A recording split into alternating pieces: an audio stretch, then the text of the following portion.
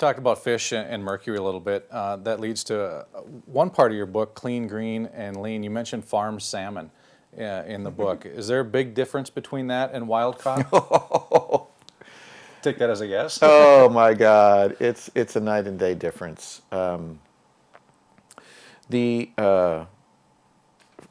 First, there's just the omega-3 level, the level of healthy oils in the fish, and the farm salmon don't anywhere near the same level as the wild caught salmon.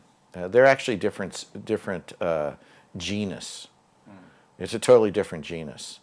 Atlantic salmon is Salmo solar. There's only one species in that, so it's Atlantic salmon. Pacific salmon has, I think 6, 7, or 8 different species in there. And that's where you call them kings, reds, silvers, chum, and all the way down. So it's a different genus.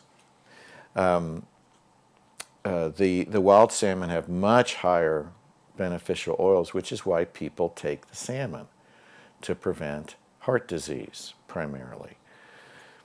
The farm salmon is fed fish pellets, and those pellets have been very high in persistent toxicants. And so that's PCBs, polychlorinated biphenyls, that were used in industry for years and that are so toxic there's a worldwide ban on production. None of those are produced anywhere in this world.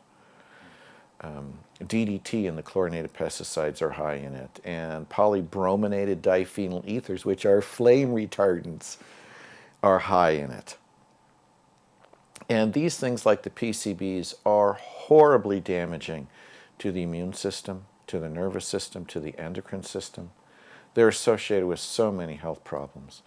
And their half-life is 10 to 15 years, which means you eat the farm salmon.